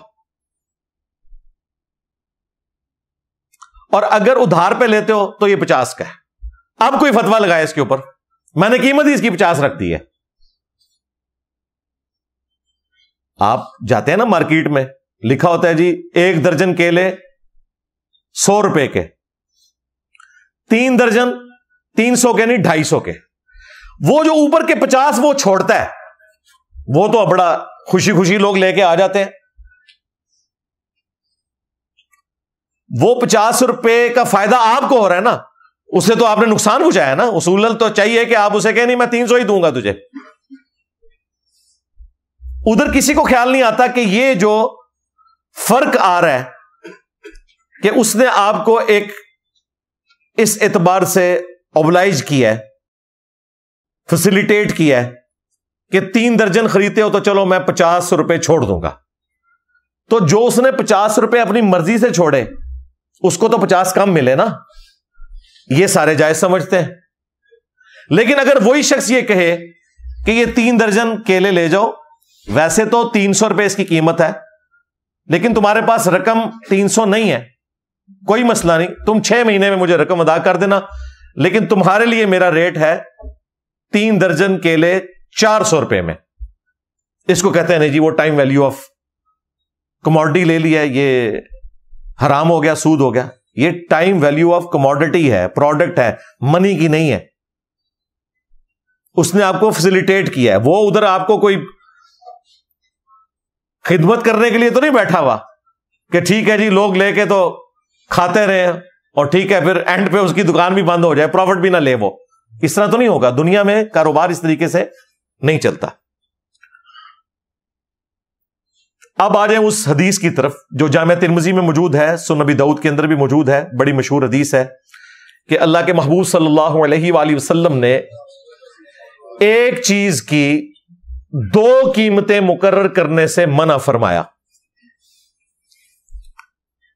اب اس حدیث کا کانٹیکسٹ کیا ہے وہ امام ترمذی نے خود ساتھ لکھا ہے، لیکن اتنی حیران کن بات ہے، جو لوگ تلے ہوئے ہیں اس بات کے اوپر کہ انہوں نے قسطوں کے کاروبار کو حرام قرار دینا ہے، وہ بس اتنی حدیث لیتے ہیں اور کہتے ہیں دیکھیں نبی علیہ السلام نے ایک چیز کی 2 قیمتیں مقرر کرنے سے منع کیا ہے، لہذا جب آپ یہ کہتے ہیں کہ نقد پہ لوگے تو 100 روپے کا بال پوائنٹ اور ادھار پر لوگے 6 مہینے کے تو یہ 150 کا ہے، تو یہ 2 قیمتیں ہوگی، لہذا یہ حرام ہے، یہ سود ہے۔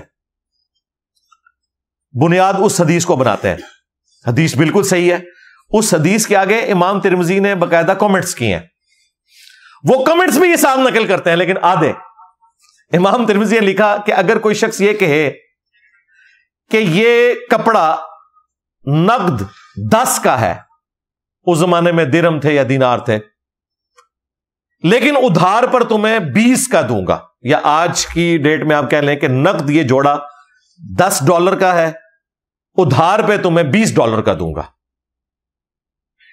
تو اس حدیث میں یہ مراد دیا جا رہا ہے نقد اور ادھار کے فرق کا۔ اتنے کامنٹس نقل کرتے ہیں اور کہتے ہیں دیکھیں امام ترمذی نے اس کی شرح بھی کی ہوئی ہے باقاعدہ۔ آگے امام ترمذی نے پتہ کیا لکھا ہوا ہے کہ اگر بیچنے والا اور خریدنے والا کسی ایک قیمت کے اوپر متفق ہو جائیں، بھلے وہ ادھار کے اوپر جو رقم ہے اس کے اوپر یا نقد کے اوپر، تو کاروبار کرنا بالکل درست ہے۔ یہ آگے نہیں وہ نقل کرتے، بیسیکلی غرر کو اوائڈ کیا گیا ہے کہ کوئی شخص مال اٹھا کے لے جائے اور یہ کلیریفائی نہ کرے کہ اس کی رقم میں تمہیں ابھی ادا کروں گا، 6 مہینے بعد ادا کروں گا، 10 مہینے بعد ادا کروں گا، کیونکہ ریٹ پہ ڈیفرنٹ ہوگا۔ اگر 1 سال کی قسطوں پہ آپ کوئی چیز لیتے ہیں اس کا ریٹ ڈیفرنٹ ہوگا، 2 سال کی قسطوں پہ لیتے ہیں تو اس کا ریٹ ڈیفرنٹ ہوگا۔ تو باقاعدہ اس سے متعلق یہ حدیث تھی کہ بیچنے والا اور خریدنے والا ایمبیگوٹی کا شکار نہ ہو، 2 قیمتیں بیک وقت نہ ہو۔ اگر ایک قیمت کے اوپر کوئی متفق ہو جاتا ہے تو پھر یہ 2 قیمتیں نہیں ہیں چیز کی، کیونکہ وہ ایک قیمت کے اوپر متفق ہو گئے کہ ہاں میں 6 مہینے کے ادھار پہ لوں گا، اب بتاؤ کتنی رقم ہے۔ پھر اس کو اونچا نیچا نہیں آپ نے کرنا، جس طرح یورپ امریکہ میں ہوتا ہے کہ وہ انٹرسٹ ریٹ اوپر نیچے جاتے ہیں مارٹگیج میں، وہ پھر چینج کر دیتے ہیں، وہ سارا سودی کام ہے، پھر اس کا وہ پابند رہے گا۔ یہ امام ترمذی نے باقاعدہ اس کی شرح لکھی، ساتھ امام ترمذی نے جی، کسی فرقے کے مولوی نے نہیں۔ پھر امام شافعی کا قول بھی انہوں نے نقل کیا، اور یہ جو شرح امام ترمذی نے بیان کی ہے پورے کانٹیکسٹ کے ساتھ، اس کے اوپر اجماع امت ہے۔ امام ابن تیمیہ نے فتاوی ابن تیمیہ میں دعویٰ کیا ہے کہ اس کے خلاف کوئی اور بات نہیں ملتی پوری امت میں، اور یہ ان کا خالی دعویٰ نہیں ہے۔ الموطا امام مالک کی شرح لکھی ہے امام ابن عبد البر نے، انہوں نے اس شرح میں اس حدیث کا فہم وہی بیان کیا جو امام ترمذی نے بیان کیا ہے، اور انہوں نے دعویٰ کیا کہ امام مالک کا بھی یہی موقف ہے۔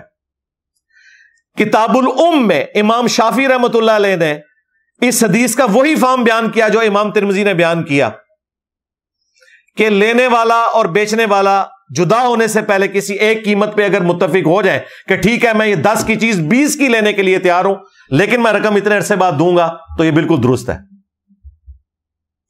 امام احمد بن حنبل سے ان کے بیٹے نے مسائل نقل کیے ہیں، ان سے جب اس حدیث کا فہم پوچھا گیا انہوں نے یہی بیان کیا۔ اور امام حنیفہ رحمۃ اللہ علیہ کا جہاں تک تعلق ہے تو ان کے ماننے والے تو اس پورے سسٹم کو اس وقت لے کے چل رہے ہیں، جس کی وجہ سے ڈاکٹر ذاکر نائک نے ایک جملہ بولا تھا کہ جو فائنینشل سسٹم آف اسلام ہے اس میں فقہ حنفی سب سے بہتر ہے۔ تو لوگ یہ سمجھے کہ انہوں نے فقہ حنفی کی ہر چیز کی تعریف کر دی، وہ اس پوائنٹ آف ویو سے انہوں نے کی تھی کہ تقی عثمانی صاحب نے جو یہ سارا کام کیا ہے، ہم اس میں ویلیو ایڈیشن کریں گے کہ یہ امام حنیفہ کی فقہ نہیں ہے صرف، باقی 3 امام بھی یہی موقف رکھتے ہیں۔ ہاں، اور مفتی تقی عثمانی صاحب نے اس حوالے سے جو کتابیں لکھی ہیں، میں نے آلموسٹ 8 سے کوئی 10 سال پہلے وہ ساری منگوا کے پڑھی تھی، انہوں نے سارے اماموں کے باقاعدہ فتوے اس میں نقل کیے ہیں۔ یہ کسی ایک امام کو اس کا کریڈٹ نہیں جاتا، اور اماموں سے پہلے بھی تابعین کے فتاوی موجود ہیں، امام تو بہت بعد میں آئے ہیں۔ مصنف ابن ابی شیبہ حدیث کی کتاب ہے، مصنف عبد الرزاق حدیث کی کتاب ہے، مصنف حدیث کی اس کتاب کو کہتے ہیں جس میں کثرت کے ساتھ صحابہ، تابعین اور تبع تابعین کے فتاوی جات، ان کے آثار موجود ہوں۔ اس میں باقاعدہ بڑے بڑے ائمہ، امام زہری، ابن شہاب زہری تابعی ہیں، ان کا موقف اس حدیث کے حوالے سے موجود ہے، امام شعبہ کا موقف موجود ہے، امام قتادہ کا موقف موجود ہے، امام حنیفہ کے جو استاد تھے حماد بن ابی سلیمان، ان کا موقف موجود ہے جو ابراہیم نخعی کے شاگرد تھے۔ تو یہ سارے فتوے آپ کو مصنف ابن ابی شیبہ اور مصنف عبد الرزاق میں مل جائیں گے۔ اردو زبان میں یہ کتابیں آ چکی ہیں، ہماری ویب سائٹ سے آپ ان کو ڈاؤن لوڈ کر سکتے ہیں PDF فارمیٹ میں۔ انشاءاللہ ہم کوشش کریں گے یہ سارے فتوے ساتھ اٹیچ کر دیں اگر کسی کو شوق ہے، ورنہ ترمذی آپ خود کھول کے پڑھ لیں تو انشاءاللہ تعالی آپ کے سامنے وہ چیز آ جائے گی، وہ ہم احادیث ساری کی ساری اس حوالے سے ڈسپلے کروا دیں گے. یہ ایک چیز تھی جس کو بیان کرنا یہاں پہ ضروری تھا تاکہ آپ کو یہ قسطوں کے حوالے سے معاملہ کلیئر ہو جائے کہ یہ ٹائم ویلیو آف منی نہیں ہے بلکہ ٹائم ویلیو آف کوموڈٹی ہے, اور یہ بالکل درست ہے. لہذا خام خواہ زبان کھول کے یہ کہہ دینا کہ اسلامک بینکنگ اور دوسری بینکنگ میں کوئی فرق نہیں ہے, یہ بڑا ظلم ہے. اتنی محنت کر کے ان لوگوں نے اس سسٹم کو ڈیولپ کیا.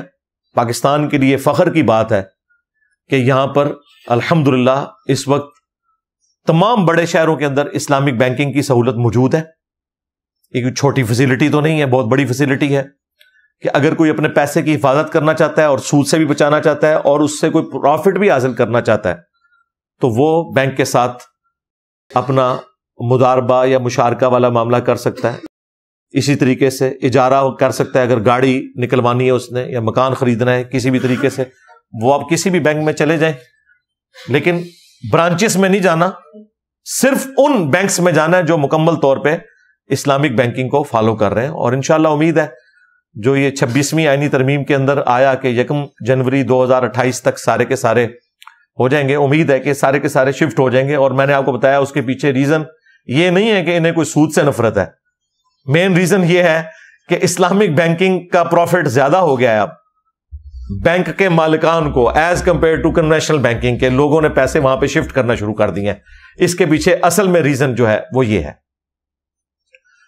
باقی جو سود کی سینسٹیوٹی ہے, سود اور سور یہ دونوں چیزیں ایسی ہیں جن سے ہر مسلمان نفرت کرتا ہے.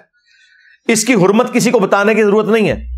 اگر کسی کو شوق ہے تو سورۃ البقرہ میں ایک پورا رکوع ہے, وہ آپ پڑھ لیں.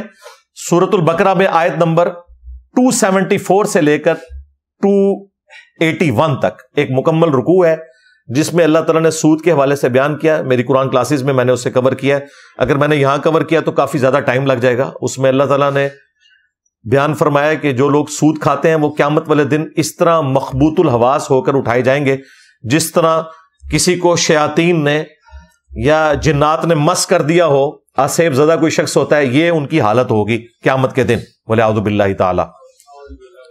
اور پھر اللہ تعالیٰ نے فرمایا کہ جو پہلے کھا چکے ہو وہ معاف کیا, اب تم باز آ جاؤ, اور جو اپنی اوریجنل رقم ہے جو اگر کسی کو دی ہوئی ہے قرضے پہ وہ لے لو, اوپر والا سود ختم کر دو, ورنہ پھر تیار ہو جاؤ اللہ اور اس کے رسول کے ساتھ جنگ کے لیے.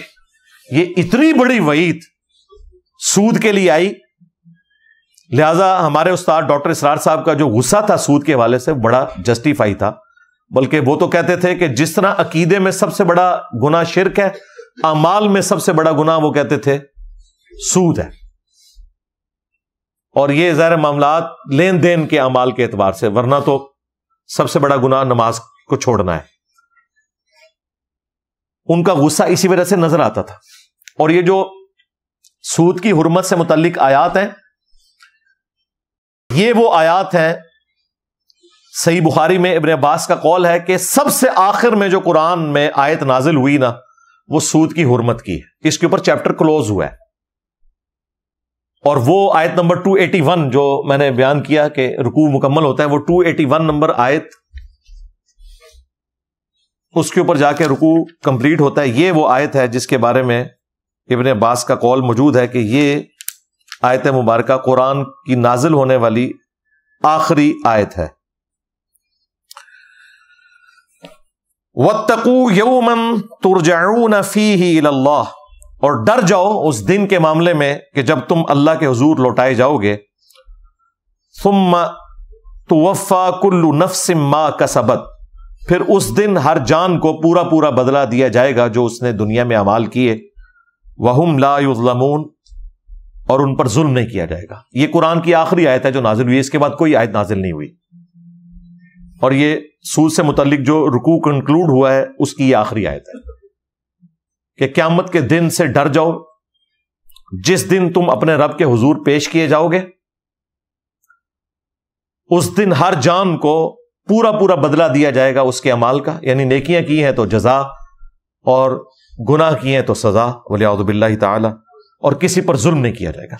اس آیت کا سوز و گداز بتا رہا ہے کہ واقعی یہ جس طریقے سے کوئی شفیق باپ اپنی اولاد کو رخصت کرتا ہے نا اور جاتے ہوئے کوئی نصیحت کرتا ہے اور ساتھ ساتھ ہاتھ ہلا رہا ہوتا ہے، میں جب بھی آیت پڑھتا ہوں نا تو مجھے یوں لگتا ہے جیسے خدا اپنی مخلوق سے مخاطب ہے کہ یہ آخری بات میں تم سے کر رہا ہوں کہ ڈر جاؤ اس دن کے معاملے میں جب تم اللہ کے حضور پیش کیے جاؤ گے اور ہر جان کو پورا پورا بدلہ دیا جائے گا اور کسی پر ظلم نہیں کیا جائے گا۔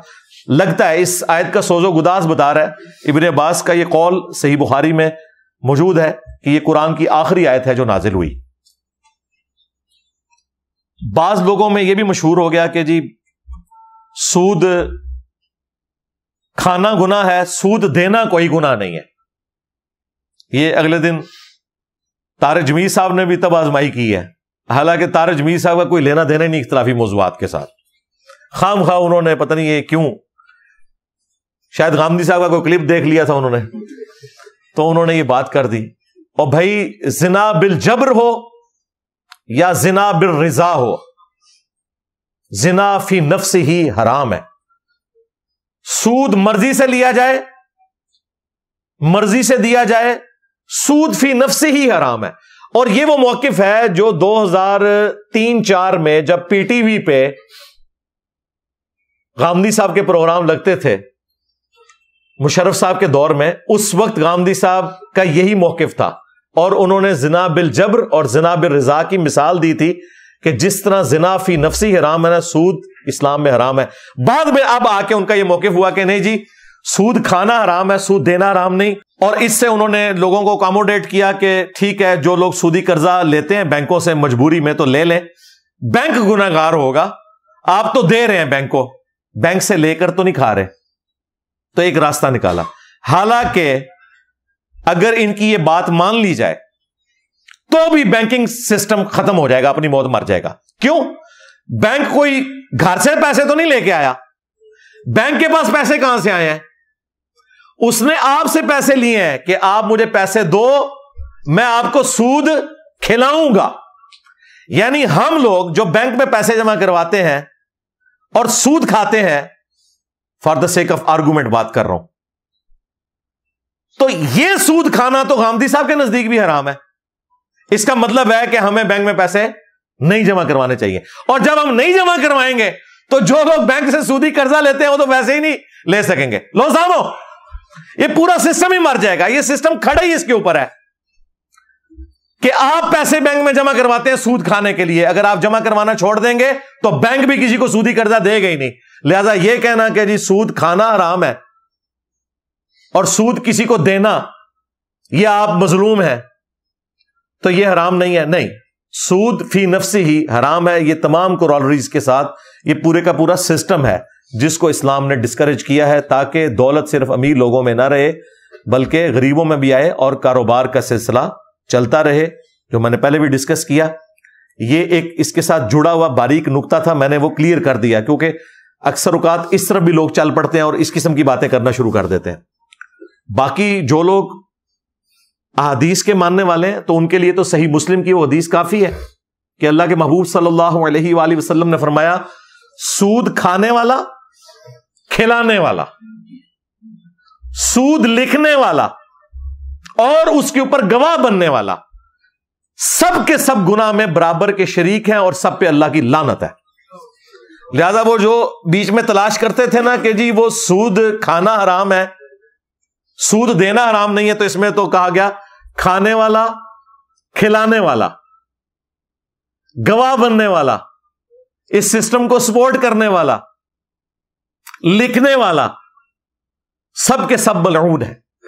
تو یہ بالکل واضح ہے لاجیکلی بھی اور قرآن و سنت کی روشنی میں بھی۔ باقی جسے شوق ہے وہ مشکات المصابیح کی دوسری جلد میں سود کے اوپر پورا ایک چیپٹر ہے، ساری احادیث جمع ہے، بلکہ وہ چیپٹر سارے ہی پڑھنا چاہیے، وہ کاروبار سے متعلق ہے، رزق حلال کمانے کے فضائل، پھر کون سے کاروبار حلال ہیں اسلام میں، کون سے حرام ہیں، اسی میں کون سی تجارت جائز ہے، کون سی ناجائز ہے۔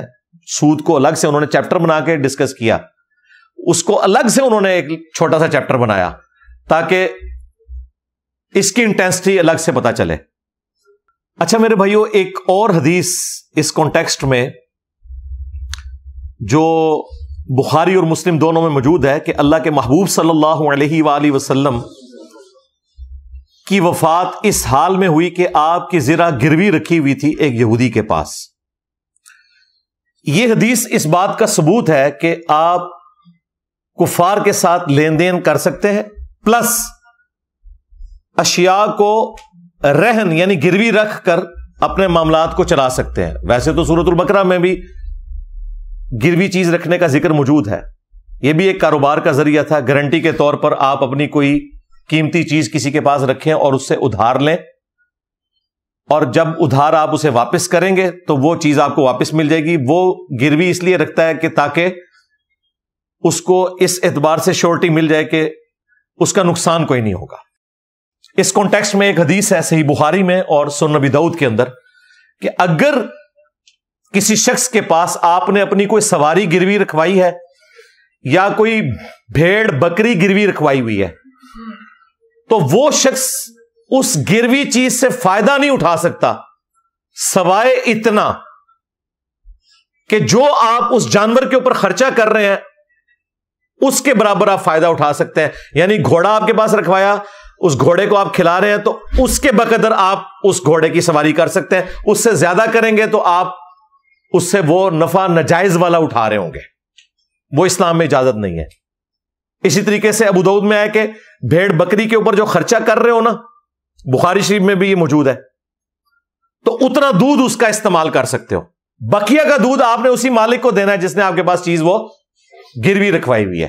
یہ اکثر لوگ پوچھتے ہیں جی ہمارے پاس مکان گروی رکھوایا کسی نے تو ہم اس مکان کو یوز کر سکتے ہیں؟ بالکل یوز کریں، لیکن کرایہ دیں اس کو. اگر آپ نے مکان اس کا یوز کرنا شروع کر دیا تو وہ اس نے آپ کو یوز کرنے کے لیے نہیں دیا تھا، گارنٹی کے طور پر دیا تھا. آپ ڈبل فائدہ تو نہ اٹھائیں. گارنٹی بھی آپ نے لے لی اور اب آپ اس کے مکان سے اس کی مجبوری سے فائدہ اٹھاتے ہوئے زبردستی نفع اٹھانے کی کوشش کر رہے ہیں.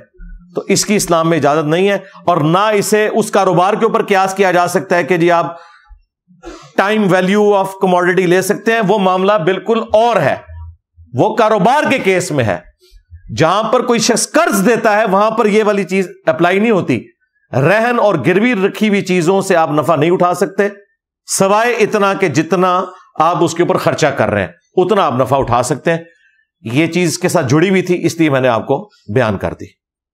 اس سے متعلق میں نے مختلف اوقات میں مختلف انداز سے گفتگو کی ہے.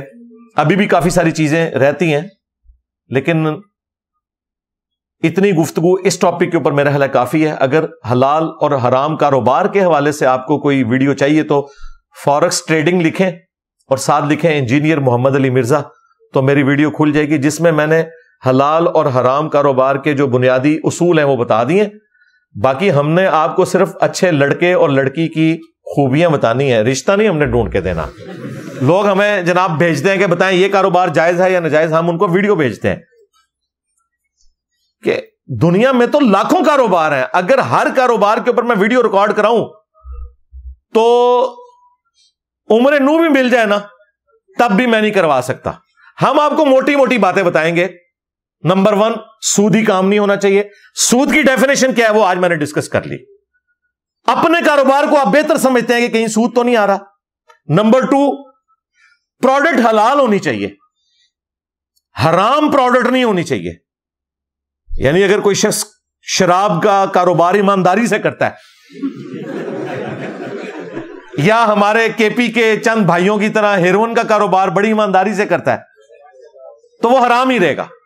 پروڈکٹ حلال ہونا ضروری ہے. نمبر 3، جوئے والا کوئی معاملہ نہیں ہونا چاہیے. اور نمبر 4، غرر، دھوکہ نہیں ہونا چاہیے. اسی دھوکے کو اوائڈ کرنے کے پوائنٹ آف ویو سے وہ حدیث ہے بخاری مسلم کی کہ نبی علیہ السلام نے سونے کے بدلے سونا، چاندی کے بدلے چاندی، گندم کے بدلے گندم کے کاروبار کو صرف اس صورت میں حلال قرار دیا ہے جب یہ دست بدست ہو رہا ہو، نقد پہ ہو، ادھار پہ نہ ہو. ادھار پہ گیا تو اس میں پھر یہ چانسز ہوں گے کہ اس کے اندر سود کی آمیزش ہو جائے گی. وہ ایک ٹیکنیکل ڈسکشن ہے، وہ کس طرح ہو جائے گی. وہ مسلم شریف میں حدیث موجود ہے. ایک صحابی ایک سونے کا ہار خرید کر لائے اور اس کے اندر سونا جتنا لگا تھا اس کی قیمت زیادہ تھی، اس سے کم رقم پہ وہ سونے کی اشرفیاں دے کر لائے، تو نبی علیہ السلام نے کہا یہ تو سود والا معاملہ ہے، لہذا 10 کرو ویٹ تول کے.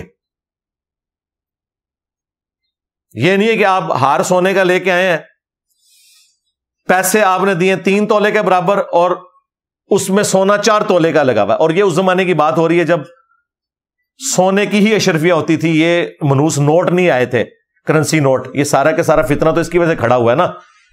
اب تو نوٹ کی جو انٹرنسک ویلیو اور فیس ویلیو اس میں فرق ہے. پہلے یہ ہوتا تھا کہ سونے کی اشرفی ہے، دنیا میں جہاں کہیں لے جائیں اس کی وہی ورتھ ہے، لیکن یہ نوٹ کی وجہ سے اب یہ اتار چڑھاؤ والا معاملہ شروع ہو گیا، کیونکہ حکومت پاکستان نے اس کے اوپر لکھا تو ہوتا ہے کہ حامل حاضہ کو مطالبہ پر ادا کرے گا، یعنی یہ جو سرٹیفکیٹ ہے نوٹ، اس کے اگینسٹ سونا ہے اسٹیٹ بینک کے پاس، اگر آپ مطالبہ کریں تو وہ آپ کو ادا کر سکتا ہے. یعنی ہماری گارنٹی، وہ لکھا ہوتا ہے حکومت پاکستان کی گارنٹی سے شائع ہوا. یہ نوٹ کے اوپر آپ ذرا جملے دیکھیں نا جو لکھے ہوتے ہیں، یہ بڑے حکمت امیز جملے ہوتے ہیں کہ گارنٹی ہماری ہے، ورنہ تو وہ کاغذ کا ایک ٹکڑا ہے نا، اس کی تو کوئی اہمیت نہیں. آج گورنمنٹ اناؤنسمنٹ کرے کہ یہ نوٹ ختم، تو 5000 کا نوٹ جو ہے وہ 5 روپے کا بھی نہیں رہے گا.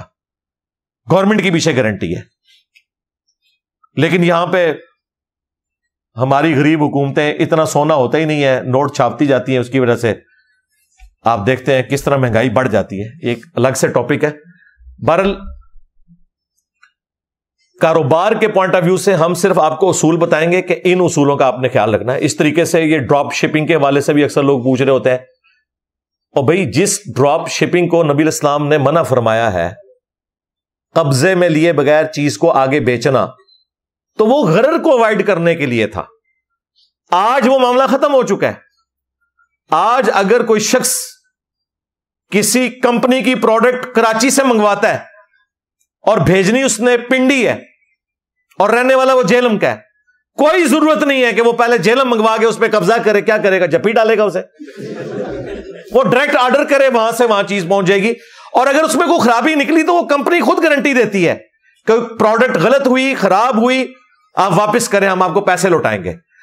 چونکہ اب کمپنیاں پیچھے کھڑی ہوئی ہیں، چاہے وہ موبائل کمپنیاں ہوں، چاہے صابن سے ریلیٹڈ ہوں، باقی چیزیں ہوں، لہذا اب وہ غرر والا معاملہ ختم ہو گیا. نبی علیہ السلام کی پیچھے تھیم یہ تھی کہ غرر نہ ہو، کہ ایک بندے نے مارکیٹ میں، منڈی میں کھجوریں خرید لی ہیں، ابھی قبضہ کیے ہی نہیں، دیکھا ہی نہیں ہے کہ وہ کھجور ویسی ہے یا نہیں ہے، اور آگے اس نے پروفٹ رکھ کے بیچ دی ہے. تو اس لیے کہا گیا تھا پہلے قبضہ کرنا ہے. اس کی ایسے بعض جو سلفی علماء انہوں نے کہا نہیں جی پہلے چیز پہ قبضہ کرنا ہے، تو یہ آپ جو امیزون کے ذریعے بزنس کر رہے ہیں، یہ باقی سارا حرام ہے. او بھائی اللہ کے بندو، یہ جو کاروبار کر رہی ہیں یہ کمپنیاں، آج اگر نبی علیہ السلام دنیا میں موجود ہوں تو ان ساری کمپنیوں کو آن کریں. جتنی ایمانداری سے یہ لوگ بزنس کرتے ہیں، چیز خراب نکل آئے تو کئی بار کہتے ہیں آپ چیز بھی رکھ لیں، پیسے بھی آپ کو واپس کریں گے. ہوتا ہے کہ نہیں ایسے؟ اس کو یہ کہنا کہ جی اس زمانے میں وہ ڈراپ شپنگ سے نبی علیہ السلام نے منع کیا، وہ والی ڈراپ شپنگ اس وقت بھی حرام تھی، آج بھی حرام ہے. لیکن یہ والی جو ڈراپ شپنگ ہے یہ تو چیز ہی کچھ اور ہے. غرر کو آپ نے اوائڈ کرنا ہے، دھوکے کو اوائڈ کرنا ہے، تو پھر یہ سارے کے سارے کاروبار حلال ہو جائیں گے. نمبر 1 سود نہ ہو، نمبر 2 پروڈکٹ حلال ہو، نمبر 3 جوئے والا کوئی ایلیمنٹ نہ ہو، اور نمبر 4 غرر نہ ہو. غرر میں یہ بھی آتا ہے کہ یہ نہ ہو کہ تھریٹیکلی کمپنی ہو، کمپنی ایگزسٹ ہی نہیں کرتی. اس طرح کے بھی آن لائن بزنس چل رہے ہیں نا، کہ جی اتنا سونا لیا اور بیچ دیا، اور وہ جو کمپنی ہے نہ اس نے کبھی سونا لیا اور نہ کبھی بیچا، چیز ایگزسٹ ہی نہیں کرتی. تو یہ غرر ہے. یہ آپ پیسے کے ذریعے پیسہ جنریٹ کر رہے ہیں، یہ کاروبار بھی حلال نہیں ہوگا. چلے میں نے لگتے ہاتھ آخری 5 منٹ میں آپ کو پوری ایک کاروبار کے حلال اور حرام ہونے سے بھی جو متعلق چیزیں تھیں، یعنی اچھے لڑکے اور لڑکی کی خوبیاں بتا دی ہیں. اب رشتہ آپ خود تلاش کریں. ہمیں نہ ای میل کیا کریں کہ جی یہ علی بھائی یہ کاروبار ہے، اور بھائی وہ کاروبار کے اندر جتنی گدڑ سنگیاں نا وہ علی بھائی سے زیادہ آپ جانتے ہیں جو کر رہے ہیں. آپ نے خود یہ 4-5 چیزیں دیکھ لینی ہیں جو میں نے بیان کی ہیں. اگر یہ نہیں ہے تو کریں آپ، بے شک، آپ کو کس نے منع کیا ہے. لیکن ہمارے متھے نہ مارا کریں، کیونکہ ہم سے بعض اوقات لوگ چیزیں چھپا کے فتوے لینے کی کوشش کرتے ہیں، اور وہ پھر کہتے ہیں جی وہ انجینئر صاحب نے کہہ دیا، میں نے تو خیر آج تک یہ حرکت کی ہی نہیں ہے، باقی لوگ شاید کر لیتے ہوں، ہم نہیں یہ کرتے. ہم ہمیشہ وہ ویڈیو بھیجتے ہیں آج کی یہ ویڈیو انشاءاللہ تعالی میرا خیال ہے ان تمام چیزوں کو بھی کور کر لے گی. کیوں جی منصور بھائی کوئی چیز رہ تو نہیں گئی؟ اوورآل میں نے سب کچھ کوشش کی ہے کہ کور کر دوں. باقی آپ خود بھی پڑھیں بھائی, خود کتابیں پڑھ کے دیکھیں, انشاءاللہ تعالی آپ کے نالج میں اضافہ ہوگا. میں نے بارہا کہا ہے کہ یہ مشکات المصابیح جو ہے نا, یہ انسائکلوپیڈیا آف حدیث ہے. اہل سنت کی مین سٹریم کی ساری کتابوں کے نوٹس ہیں, بخاری سے لے کر ابن ماجہ تک.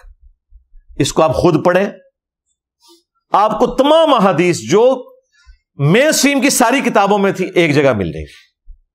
یہ مشکات المصابیح کے انٹروڈکشن کے اوپر میں نے پوری ویڈیو ریکارڈ کرائی ہے. میں نے بخاری کا تعارف نہیں کرایا, مسلم کا تعارف نہیں کروایا اتنی تفصیل کے ساتھ جو میں نے مشکات کا کروایا. یہ اس بندے نے قلم توڑ دیا. میں اگر اپنی زندگی میں حدیث کے اوپر کوئی کام کرتا, کیونکہ بڑے بڑے جو اہل علم ہے الحمدللہ میری حوصلہ افزائی کرتے ہیں کہ جی انجینئر صاحب کو احادیث کے اوپر بہت گرپ ہے, قرآن تو 2 گتوں کے درمیان تھا, اس کو کوٹ کرنا اتنی بڑی بات نہیں ہے, مسئلہ احادیث کا ہوتا ہے. تو میں آپ کو یہ یعنی ریکمینڈ کروں گا کہ آپ مشکات پڑھیں, تو انشاءاللہ تعالی آپ کو عقائد, نظریات, معاملات سے متعلق اور کسی کتاب پڑھنے کی ضرورت نہیں رہے گی. یہ سارے کا سارا دین اس میں کور ہے. ایون وضو, غسل, نماز, عقائد سب کچھ کور ہے. 3 جلدوں میں مشکات المصابیح ہے. 15 MB کی 3 فائلیں ہماری ویب سائٹ ahlsunnatpak.com سے ڈاؤن لوڈ کر سکتے ہیں. ہارڈ کاپی آپ ہماری اکیڈمی سے منگوا سکتے ہیں. اکیڈمی میں آ کر لیں تو ہم نے ابھی تک آج کی ڈیٹ میں یعنی کہ 27 اکتوبر 2024 ہم یہ 3 جلدیں 3000 روپے کی دے رہے ہیں. ایک جلد کی فوٹو کاپی 3000 کی نہیں ہوتی, مارکیٹ میں یہ 9000 روپے کی ہے.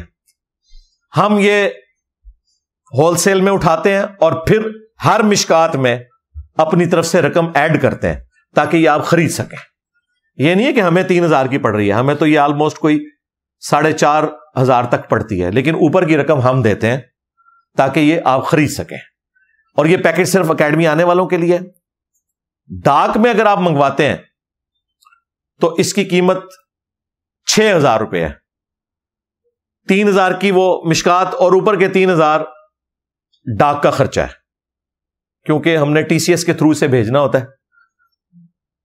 باقی تو خطرہ ہی ہوتا ہے کہ وہ بھیجی تو شاید وہاں پہنچے ہی نہ اور ہمیں بھی نہ واپس ملے. لیکن TCS آپ کو پتا ہے ایک کریڈیبل کمپنی ہے, تو وہ بھی آپ منگوا سکتے ہیں. ہماری اکیڈمی میں کال کر سکتے ہیں. صبح 9 سے لے کر شام 5 بجے تک اکیڈمی کا نمبر کھلا ہوتا ہے 032159000162. اس میں ہمارا پروفٹ کوئی نہیں ہوتا, ہماری جیب سے پیسے لگتے ہیں. لیکن میری خواہش ہے کہ ہمارے ہر اسٹوڈنٹ کے پاس قرآن حکیم کے ترجمے کے بعد اگر کوئی کتاب ہونی چاہیے تو مشکات المصابیح ہونی چاہیے, اور اسے پڑھیں بھی. اس میں صحیح ضعیف کے حکم لگے ہیں, اور میری وہ ویڈیو دیکھیں انٹروڈکشن آف مشکات المصابیح, تو آپ کو علم حدیث کے حوالے سے بھی چیزیں انشاءاللہ تعالی کلیئر ہوں گی. صلو علی محمد وآل محمد, اللہم صلی علی محمد وعلی آل محمد واصحاب محمد وازواج محمد وامت محمد اجمعین الی یوم الدین, آمین. کافی سارے لوگوں نے, بہنوں نے, بھائیوں نے دعاؤں کے لیے کہا ہوا ہے. آخر میں ہم دعا بھی کر لیتے ہیں. اللہم انی اسألک بانک انت اللہ لا الہ الا انت الاحد الصمد الذی لم یلد ولم یولد ولم یکن لہ کفوا احد وَإِلَٰهُكُمْ إِلَٰهٌ وَاحِدٌ لَا إِلَٰهَ إِلَّا هُوَ الرَّحْمَٰنُ الرَّحِيمُ الف لام میم اللہ لا الہ الا هو الحی القیوم اللہم صلی علی محمد وعلی آل محمد ربنا آتنا فی الدنیا حسنہ وفی الآخرة حسنہ وقینا عذاب النار ربنا آتنا من لدنک رحمہ وہیئ لنا من امرنا رشدا رب ارحمہما کما ربیانی صغیرا ربنا هب لنا من ازواجنا وذریاتنا قرة اعین وجعلنا للمتقین اماما